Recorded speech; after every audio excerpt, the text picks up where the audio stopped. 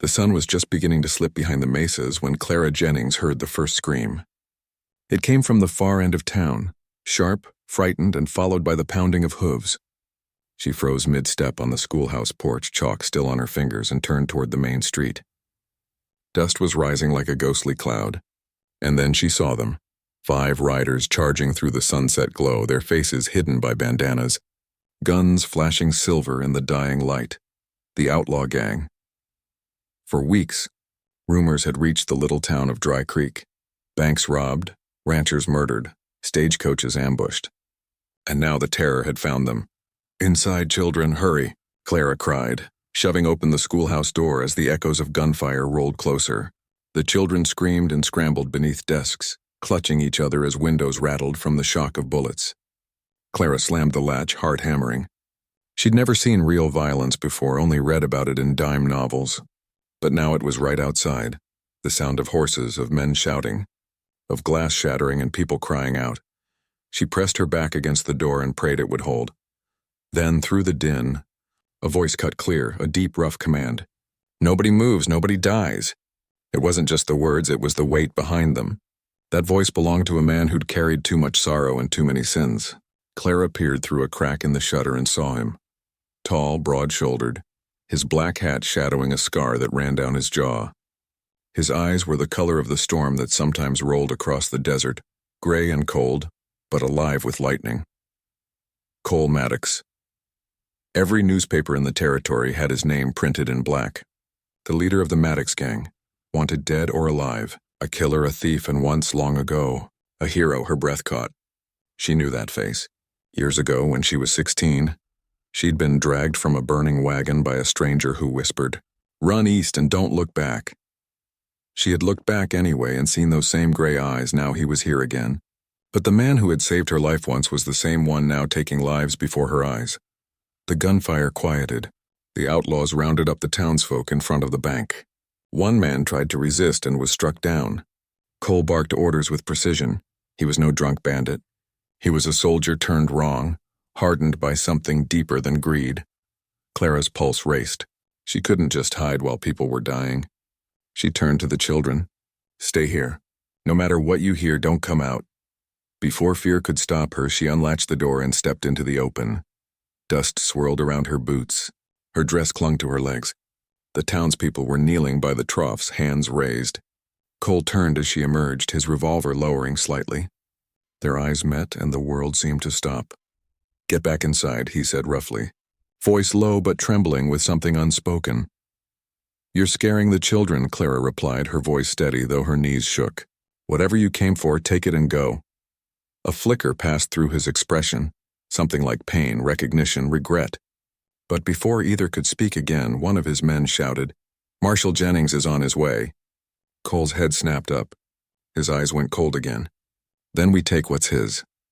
He strode toward Clara, caught her by the wrist, and before she could scream, he pulled her up onto his horse. "You're coming with me," the townsfolk gasped.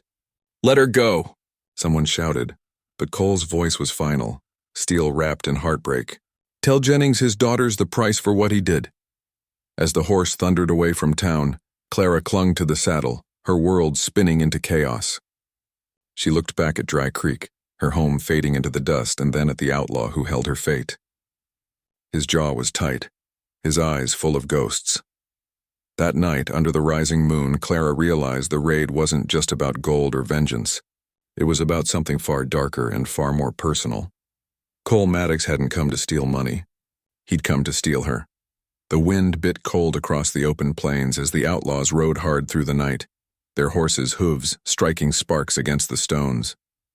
The moon was high, a white coin in a black sky, and the desert stretched endlessly ahead, wild, merciless, and silent except for the pounding of hearts and hooves. Clara Jennings clung to the saddle, her wrists bound in front of her, her hair whipping across her face. Every jolt of the horse sent pain through her body, but she refused to cry. She'd been raised by a marshal. She knew how to face fear, even when her stomach twisted and her throat ached for water. Cole Maddox rode ahead of the others, his back straight, his posture steady as stone. He hadn't said a word since taking her from town. Every time she looked at him, she saw the same cold mask, the face of a man determined to bury everything human left inside him. But Clara could feel something else in him, something torn and restless. He wasn't riding with pride. He was riding with purpose and pain. After hours that felt like forever, the gang slowed their pace and stopped near a dry riverbed. A few dying mesquite trees offered little shelter, but the men made camp there. Clara was pulled down roughly by one of them, a greasy-haired man with a scar across his mouth. Cole turned sharply. "Careful with her," he barked. The man laughed. "What's it to you, boss?"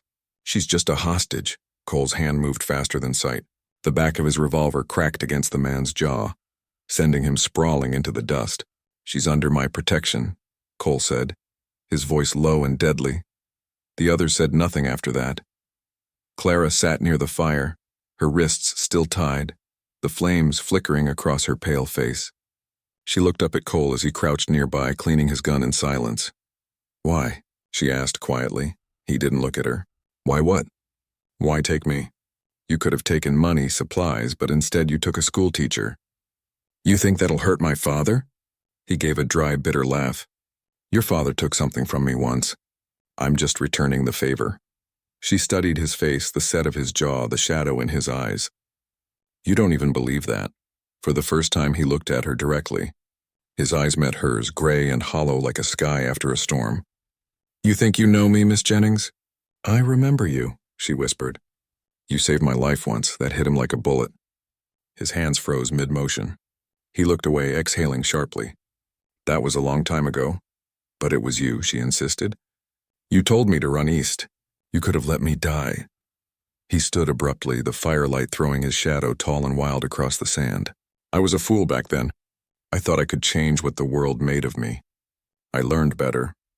She watched him walk to the edge of camp where the desert wind tugged at his coat.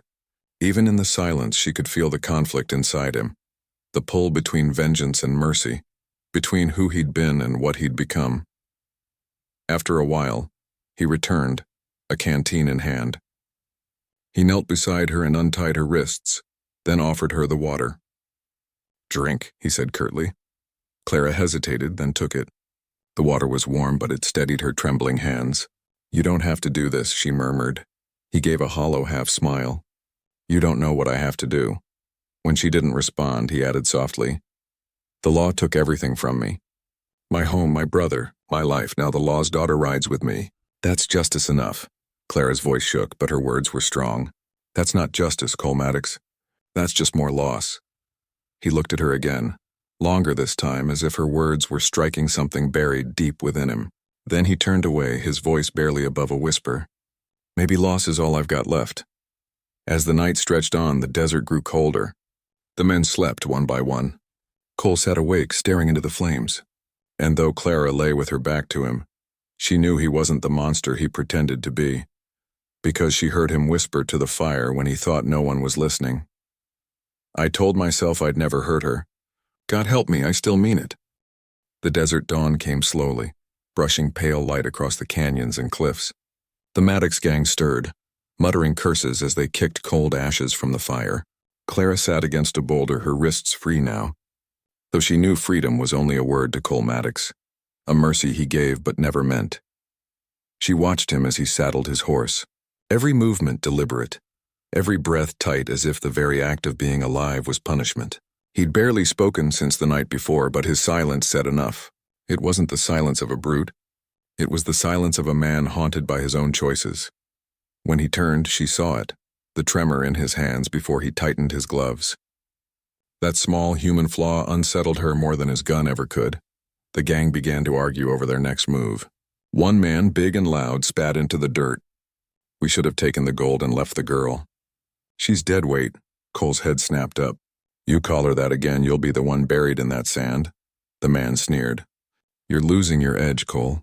You used to care about nothing but payback. Now you're protecting the marshal's daughter like she's your—" Cole's revolver was out before the sentence finished. The hammer clicked once, heavy and final. "Finish that sentence," he said softly. No one did. When the men rode off to scout ahead, leaving Clara and Cole by the canyon's edge, she finally spoke. "You're angry at my father. You think hurting me will settle something, but I don't even know what he did to you." Cole stared at the horizon. "You don't need to know." I do, she said.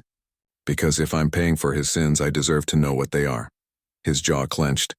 For a moment, she thought he'd walk away again. Instead, he exhaled slowly and sat down on a rock, running a hand through his hair like a man surrendering to his own ghosts. My brother, he began, voice rough. Eli Maddox. You ever hear that name? Clara shook her head. He was a deputy, Cole said. Honest kind. Thought the world could still be good. He worked for your father once, back before Jennings wore that badge of iron pride. They were close, like brothers themselves. Then a bounty came through. A high one. Some outlaw the marshal was hunting. Eli went with him to make the arrest. Only one of them came back. Clara's brow furrowed. You think my father killed him? Cole's eyes turned on her, sharp as flint. I don't think. I buried him myself. Bullet in the back. My father found the body, told me the marshal called it friendly fire. But the bounty money was gone. Jennings was promoted the next week. Clara's throat tightened. Her father, a killer? No, he was strict, cold at times, but not corrupt. Not capable of that. You're lying, she said weakly. I wish to God I was, Cole replied. But your father made me an outlaw the day he made my brother a corpse. He rose to his feet and paced, his emotions breaking through the calm like cracks in stone. I tried to do it right. I went to the courts, the army. No one would listen to a poor ranch hand's son. So I took justice the only way I could. By robbing and killing? She asked quietly. His voice broke. By surviving. For a long moment neither spoke. The wind whispered through the rocks, carrying dust and memories. Finally, Clara stepped closer. If what you say is true, then killing me won't undo any of it. It'll just make you the thing he already believes you are. He looked at her, then really looked. The fire that lived in his eyes wavered. You think I don't know that? He whispered. You think I wanted this? Her heart ached at the sound of it. He wasn't the villain she'd imagined. He was a man drowning in the past, clutching his pain like a weapon because it was all he had left. He turned away sharply, mounting his horse. Don't talk to me like you understand. You don't. But as they rode deeper into the canyon, Clara caught him glancing back at her, his jaw tight, his gaze torn. And in that fleeting look, she saw the truth behind his rage. Cole Maddox wasn't angry at her father anymore. He was angry at himself for not letting go and for beginning, against all reason, to care about the one person he was supposed to hate. The canyon was quiet except for the crunch of hooves over gravel, as Cole Maddox led Clara to a crumbling chapel tucked between two jagged cliffs. Its walls were sun-bleached, windows shattered, and the bell above the door had long since rusted silent. The place reeked of dust and old wood, yet it held a strange, solemn air, a relic of faith now turned to shadow. Clara's heart pounded like the hooves of a runaway horse. She had ridden with outlaws before, but nothing could have prepared her for this. The chapel wasn't just shelter. It was a stage for whatever Cole had planned. She tried to hide her fear behind her chin lifted high, meeting the outlaw's eyes with as much defiance as she could muster. You brought me here. For what? She demanded. Cole's expression was unreadable beneath the wide brim of his hat. It's not for you to decide, Miss Jennings, he said, his voice low and heavy with something she couldn't name. Anger, guilt, perhaps regret. It's for the law, she stiffened. The law? The law of payback, he said. Of debts unpaid. Of sins remembered. Before she could respond, one of his men, a thin, solemn figure who once served as a preacher, pushed her forward. You will take your place, he said quietly, opening the chapel doors. Inside, the wooden pews were warped and cracked, their surfaces slick with dust. Sunlight streamed through broken panes, casting fractured patterns over the floor. In the center, a makeshift altar held nothing but a candle burned low. You, sit there, the preacher gestured, pointing to the front pew. Clara hesitated. I won't. Cole's hand gripped her arm, firm but not cruel. Sit, now. Reluctantly, she lowered herself onto the hard wood. Her fingers dug into the grain, leaving white marks while Cole stepped to the altar. For a moment, he looked every bit the outlaw she feared. Hands rough, boots dusty, a pistol at his hip. And yet, when he glanced at her, she saw something fragile behind the rough exterior. A man fighting against the tide of his own heart. The preacher's voice was low, trembling as he began the ceremony. By the powers vested in this place and by the sins we have carried, you are bound. Clara's stomach dropped. She looked at Cole, searching his face for anger, for cruelty, but all she saw was the faintest quiver in his jaw. "You're my wife now," he said, his voice breaking just slightly. "And this is your punishment." Clara's hands went clammy.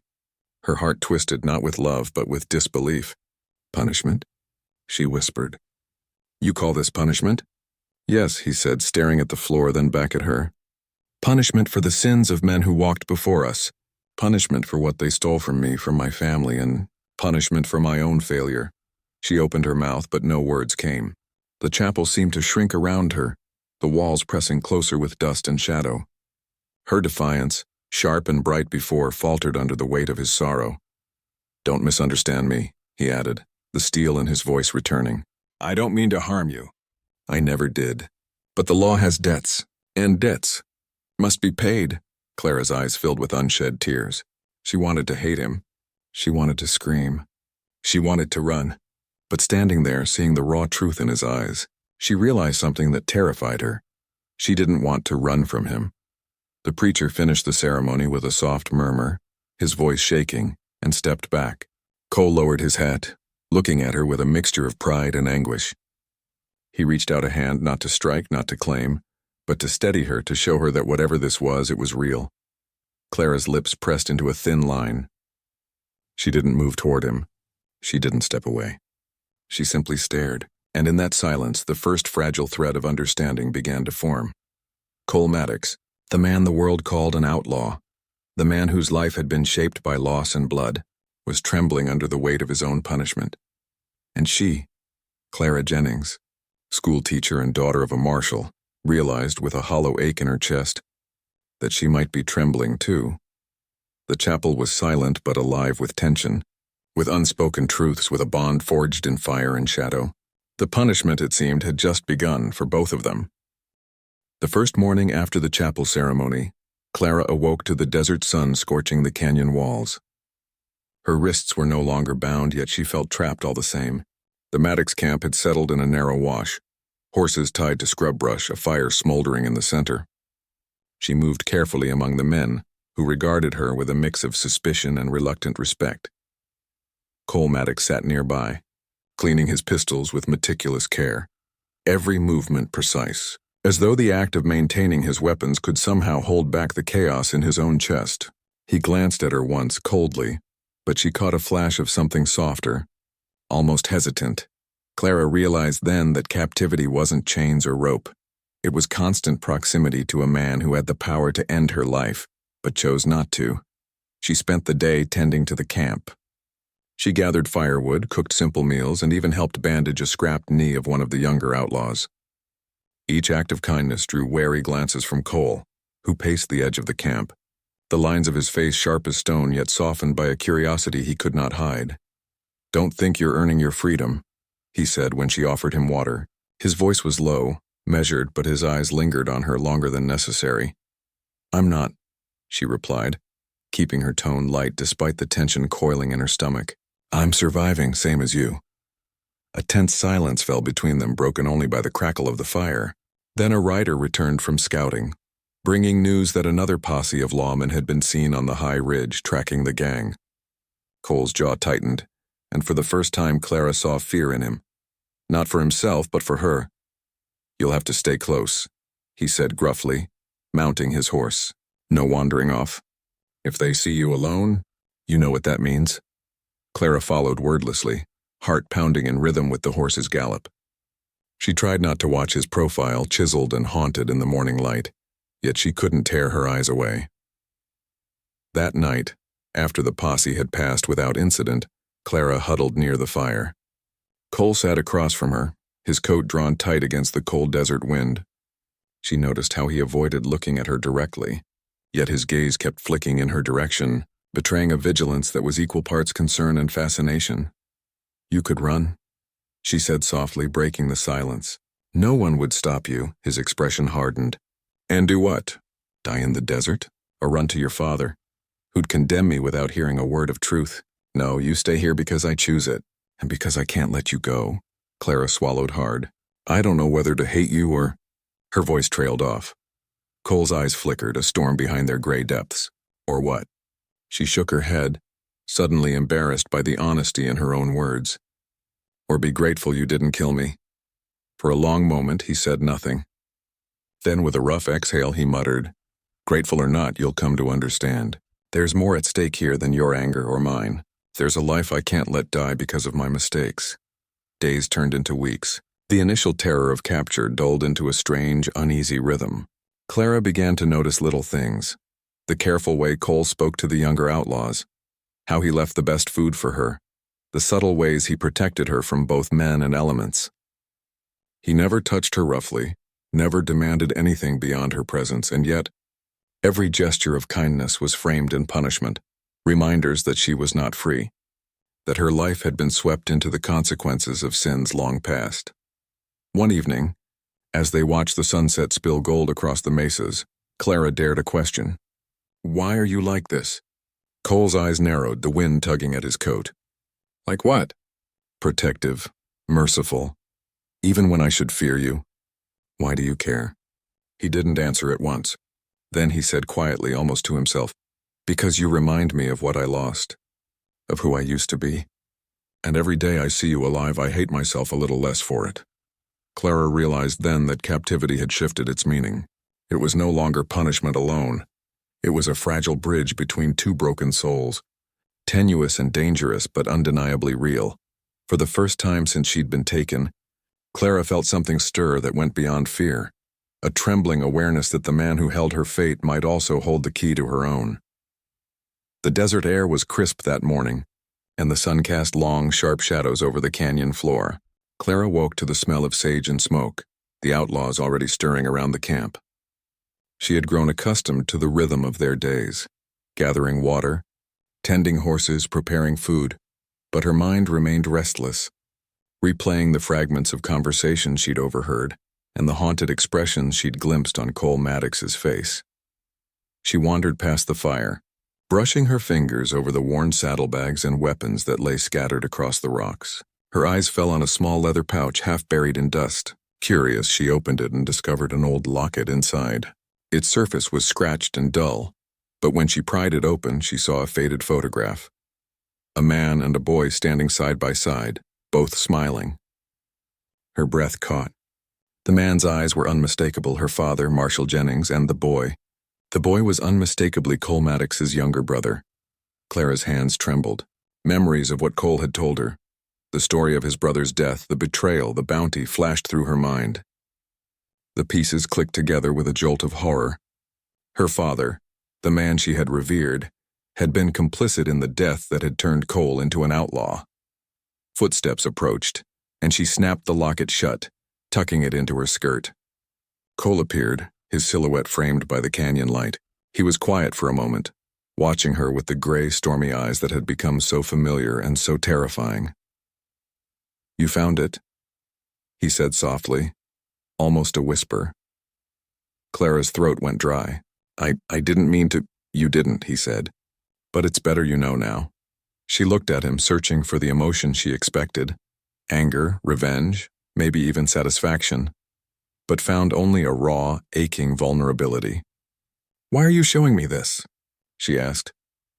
Cole ran a hand over his face, rubbing his jaw as if to smooth away the pain there. "Because you need to know why I did what I did. Why I took you. Why the law doesn't see the truth. My brother, he trusted your father. He believed in him, and your father." He paused, swallowing hard. "Your father made sure my brother paid for a mistake he didn't make." Clara's voice was barely audible. "I can't believe it. My father, he raised me to do the right thing. How could he?" "He made choices," Cole interrupted, his tone sharp but not cruel.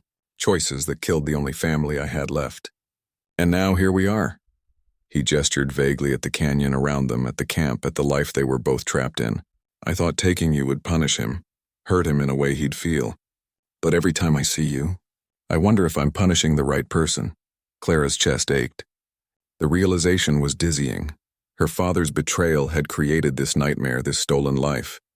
Yet Cole's anger, which had seemed so simple, was layered with grief, guilt, and the weight of a man broken by loss. "I don't know what to say," she admitted, clutching the locket in her hand. "You don't have to say anything," he replied, his voice rough with emotion. Just know that nothing I did was meant to make you suffer more than the world already has. And maybe I wanted you to see the truth." For the first time, Clara looked at Cole not as her captor, but as a man shaped by pain. A man carrying the weight of a betrayal he had no power to undo. She saw his brokenness, and with it, the faintest glimmer of humanity. A hint that beneath the outlaw and the revenge, there was still a man capable of care, perhaps even love. The wind swept through the canyon, carrying dust and echoes of the past. Clara clutched the locket tightly, feeling the fragile connection between the lives destroyed by her father's choices and the one man who had carried that burden for years. Cole Maddox had taken her as punishment. But now she realized the punishment was never hers alone. It was theirs both. And in that realization, the first threads of understanding began to weave between them, fragile but undeniable. The horizon burned gold and red as dawn crept over the canyon walls. Clara had grown used to the rhythm of the desert, the way the wind whispered through the rocks, how the fire crackled in the chill of morning, and the distant calls of coyotes that carried a haunting loneliness. But today an unease settled over her like a heavy cloak. She had heard it the night before, the faint echo of hooves approaching from the north ridge. Marshal Jennings was coming. Her father, relentless and unyielding, would ride the desert with a single purpose: to rescue his daughter, or destroy the man who held her. Clara's stomach churned with fear, confusion, and something she hadn't expected: guilt. She thought of Cole Maddox, seated nearby on his horse, gray eyes scanning the horizon like a hawk hunting prey. He had taken her against her will, yet he had never harmed her. He had protected her in ways her father never could.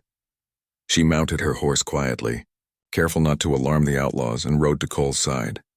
"They're close," she said softly, her voice trembling despite her attempt at composure. Cole nodded, scanning the ridges. "If they see you alone, they'll kill without hesitation," he said, his tone rough but steady. His hand brushed against hers as he adjusted the reins, a small human gesture amidst the tension of life and death. Clara felt a jolt but forced herself to focus on the task at hand. The posse appeared on the horizon, a small cloud of dust signaling their relentless approach. Marshal Jennings rode at the forefront, his uniform crisp, hat set firmly on his head, eyes sharp as a hawk's. His face, once familiar and comforting, now seemed rigid with the harshness of a man who had made too many choices without accountability. "You will let me go, Cole," Jennings shouted, his voice carrying across the canyon. "Or by God, I will shoot." Cole's jaw tightened and his hand hovered over his revolver. "You'll have to go through me," he said quietly. Clara's heart twisted. She had always imagined this reunion differently, filled with relief and tears. Now all she felt was dread. She didn't want her father's wrath. She didn't want Cole's bullets. And yet she could not leave him, not after what she had learned, not after the truth about her father's betrayal. The standoff stretched, tension crackling like the desert heat. Bullets flew, fired not at each other but at rocks and the canyon walls, echoes of threat rather than immediate harm. One of the posse's horses screamed and chaos rippled through the small group. Clara realized then that she had to act. Spurring her horse forward, she positioned herself between her father and Cole. "Stop!" she shouted, her voice carrying over the din. "If you shoot him, you shoot me too." Her father froze, eyes wide with shock. For a moment he saw his daughter not as the girl to rescue, but as a person, someone with a voice, a choice, and a truth he had long ignored. Cole's revolver was still drawn, but he did not fire. Instead, he exhaled sharply and threw his weapon into the sand. "I won't fight him," he muttered, the words more to himself than anyone else. "Not for you. Not for her. Not anymore." Marshal Jennings' face softened, but only slightly. A flicker of recognition passing across the features Clara had once trusted without question. "Clara," he began, but she shook her head. "No, father," she said firmly. "You must see the truth. I am not the victim here, not fully. And neither is he." The posse slowly withdrew and silence settled over the canyon. The desert exhaled, carrying away the echoes of gunfire, leaving only dust, wind, and two figures standing together amidst the chaos. Cole Maddox turned to Clara, his expression unreadable but heavy with emotion. She looked up at him, heart pounding, knowing this moment had changed everything, not just the pursuit, but the fragile bond that had begun to form between them. For the first time, In the long, brutal chase of the desert and the law, Clara realized that survival alone was not enough. And perhaps neither was vengeance. There was something else to fight for now. Understanding. Truth and a chance, however small, at redemption. The morning sun glinted off jagged rocks as the Maddox gang approached Dead Man's Ridge, a narrow canyon that twisted like a serpent through the desert. Clara's hands gripped the reins tightly, knuckles white as she scanned the cliffs for signs of ambush. Dust swirled ahead, too much dust. Marshal Jennings and his deputies were waiting. Cole Maddox rode at her side, his expression unreadable but tense. His revolver rested on his thigh, but his fingers twitched with readiness as if he were coiled to spring. Clara could see the tight line of his jaw, the gray eyes sharp with calculation. Every movement told her he wasn't just planning to fight. He was planning to protect her at any cost. The deputies rode into view, sun reflecting off badges and guns glinting with deadly intent. "Cole Maddox," her father bellowed. "Surrender, or I swear I'll kill you." Cole's eyes met Clara's for a fleeting moment, gray storms in his gaze. "Stay close," he whispered. "Trust me." The posse opened fire, bullets tearing into the canyon walls with a deafening roar. Horses screamed, hooves scrambling for traction on the rocky ground. Clara ducked instinctively, heart hammering in her chest, but she refused to hide behind anyone. Not now. Not when Cole had risked everything for her. A bullet struck the ground near her horse, sending a shower of pebbles into the air. Cole leaned over, pushing her low, and returned fire with calculated precision. His movements were swift, deadly, but careful. He didn't aim to kill, only to protect. Clara watched, a mixture of fear and awe gripping her. The man she had once feared now fought as if her life was the only thing that mattered. One of the younger deputies surged forward, aiming directly at Clara. Instinct took over. She kicked her horse forward and intercepted him. Cole dove to shield her, a sharp cry escaping his lips as a bullet grazed his shoulder. Blood blossomed through his shirt, but he stayed upright, firing another warning shot into the rocks. "Father!" Clara shouted, positioning herself between the two men. "If you shoot him, you shoot me too." Marshal Jennings froze. His eyes widened as he finally saw her as more than a pawn, more than a daughter to be rescued. She was a witness, a participant, and a voice of reason. "Clara," he began, but she shook her head fiercely. "Listen to me," she shouted over the gunfire. "Cole Maddox didn't hurt me. He's not your enemy. He's been protecting me." Her words cut through the chaos. The deputies faltered, unsure, and for the first time the storm of bullets slowed. Cole's gray eyes softened as he looked at her, the firelight of the desert reflecting in his gaze. With a grunt of frustration, Cole threw down his revolver, staggering from blood loss but keeping himself upright. "No more," he muttered. "This ends now." The posse hesitated. Marshal Jennings's hand hovered over his gun, but the truth in his daughter's voice stopped him. He took a step back, studying the man who had once been a boy in his custody, a man who had lived through betrayal, loss, and punishment. Silence fell over Dead Man's Ridge, broken only by the harsh wind through the rocks. Cole leaned heavily on his horse, breathing shallow, his coat streaked with blood and dust. Clara moved closer, ignoring the fear that had once pinned her to the earth. "You're alive," she said softly, touching his arm. He gave a half-smile, grim and tired. "Barely," he muttered. But there was something in the tilt of his head, the look in his eyes that spoke of trust and unspoken acknowledgement. Marshal Jennings lowered his rifle. The men behind him did the same, the tension of the standoff dissolving like morning mist. For the first time, the desert seemed still, almost peaceful, though the cost had been heavy. Clara realized that in the chaos of Dead Man's Ridge, more than lives had been at stake. Truth had been tested, loyalties had been questioned, and in the heart of battle, she had seen the man beneath the outlaw's mask, the man who could love, protect, and sacrifice in equal measure. Cole Maddox was wounded, yes, but he was alive. And for Clara, that was the first real victory she had known in months of fear, pain, and uncertainty. The desert sun had climbed high, burning away the morning chill, but the scars of Dead Man's Ridge remained fresh in Clara Jennings's mind. She rode beside Cole Maddox, who was still clutching his wounded shoulder, his coat stained with blood and dust. Every step of the horse reminded her that freedom came at a price and that love, fragile and dangerous, often cost more than life itself. Cole's breathing was shallow, But his eyes, those storm-gray eyes that had haunted her for weeks, were steady on the horizon. He had surrendered himself to her father's law, yet he had not surrendered to fear. Not once. And in that resolve, Clara saw the man he truly was, not just the outlaw everyone feared, but the man who had protected her when the world offered nothing but danger. Marshal Jennings rode beside them, his face taut, conflicted. The man who had once been her protector, her guide, now studied Cole with something beyond suspicion, hesitation. Clara's voice cut through the tense silence. "You have to understand," she said firmly, looking at her father. "Cole Maddox didn't hurt me. He saved me. He's different from what you think." Her father's eyes softened slightly, but pride and stubbornness clung to his features. "Clara, you don't know the life he's led." "He's an outlaw. Everything he touches." "I do know," she interrupted, her voice trembling with both anger and urgency. "I've seen the way he cares. I've seen the choices he's made to keep me safe.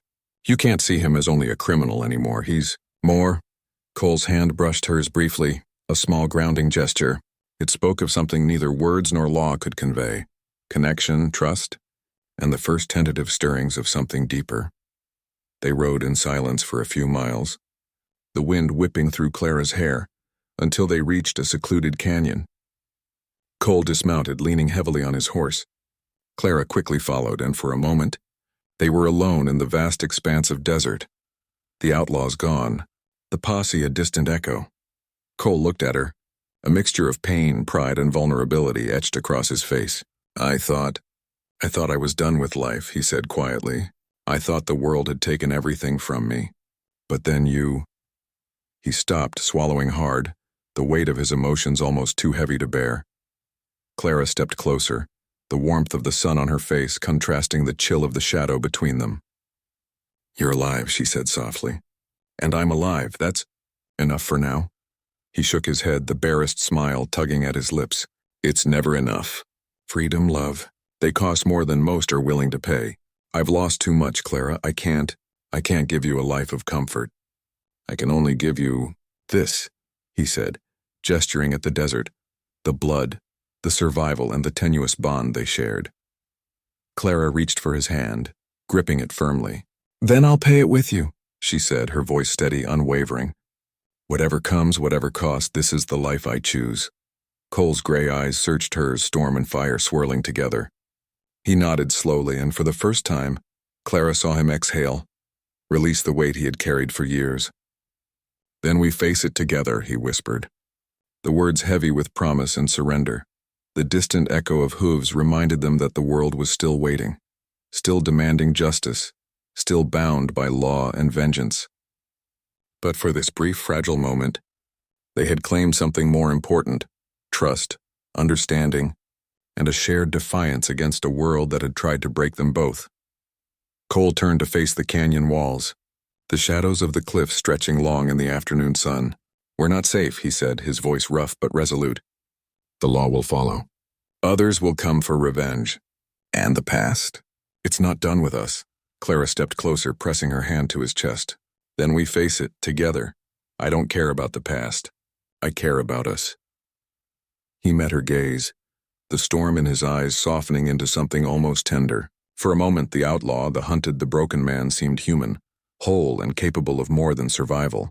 He had discovered, in the desert's cruelty and the canyon's isolation, that the cost of love and freedom was steep. But sometimes, it was worth every scar, every wound, every risk, and in that shared silence, the two of them stood, battered but alive, the desert wind carrying their promise forward into an uncertain future. The night was bitter and still, the kind of darkness that pressed against the skin and made every sound sharper, every shadow longer. Clara sat by the fire, her hands wrapped around a tin cup of lukewarm coffee. Cole Maddox leaned against a boulder nearby, shoulders still stiff from the wound at Dead Man's Ridge, eyes fixed on the flickering flames as though searching for answers in their light. A rider appeared on the ridge, a solitary figure silhouetted against the moon. He rode slowly, deliberately, until he reached their camp and dismounted. Clara recognized him immediately, a messenger from the town they had left behind, dusty, worn, and carrying something in his hands. "Miss Jennings." "Mr. Maddox," the man said, his voice quiet, careful. He handed Clara a folded sheet of parchment, sealed with black wax. She took it, her fingers trembling. Cole watched silently, a storm brewing behind his gray eyes. "Open it," he said softly. Clara broke the seal, unfolding the paper. The ink was smudged, but the words were unmistakable. It was from her father. "Clara, if you are reading this, know that I am powerless to intervene. My hands are clean in law, yet stained in conscience. Cole Maddox is not the monster I believed him to be. You have seen the truth before I could admit it. That justice can be blind and mercy is often delayed. Trust your heart, not my authority. Whatever choice you make, you must choose your own path. I am proud of the woman you have become, even if I cannot claim the right to protect you." Father Clara's eyes filled with tears. The weight of the past months, the raids, the captivity, the revelations pressed against her chest. Her father, the man who had once been her protector and her judge, had finally seen the truth, and in the small, deliberate act of writing her this letter, he had handed her back the one thing she had been denied for so long: choice. Cole reached over, his rough hand brushing hers as she folded the letter. His touch was warm, grounding her in the chaos of the desert night. "Your father." He finally understood. He murmured, "Yes," Clara whispered, voice trembling. "But understanding isn't enough anymore. We have to live with the consequences together." He nodded, gray eyes reflecting the firelight. "And I will," he said, voice low, unwavering. "Whatever comes, Clara, whatever storms the law or fate sends, I will not let you go." The night stretched long and silent. The desert seemed to breathe around them, carrying away the echoes of gunfire, betrayal, and heartbreak. For the first time, Clara felt a strange peace. The world outside was still dangerous, still unforgiving, but here, in the shadow of Dead Man's Ridge, she had found something she had thought impossible. Safety, not in law, not in wealth or family, but in the man who had once been her captor and had become her protector. Cole rose, limping slightly from the wound, and offered his hand. Clara took it without hesitation. They mounted their horses, riding side by side, the desert stretching endlessly before them. "Where to now?" she asked softly. "Forward," Cole replied, voice rough but resolute. "We ride forward, together." As they disappeared into the moonlit canyon, the letter remained in Clara's pocket, a testament to the cost of truth, the power of choice, and the fragile, dangerous bond that had grown between two broken souls. The desert night swallowed them, but it did not consume the fire that had begun between them, and in that fire they found something worth fighting for. Love born of hardship, trust forged in the crucible of fear, and the hard-won freedom to carve their own destiny.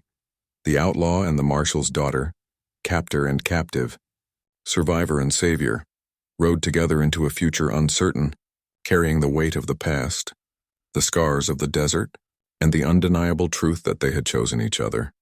And in the silence of the desert, with stars scattered like sparks above them, Clara knew one thing for certain: whatever the cost, love had found them, and nothing, not law, not vengeance, not fate, could ever take it away.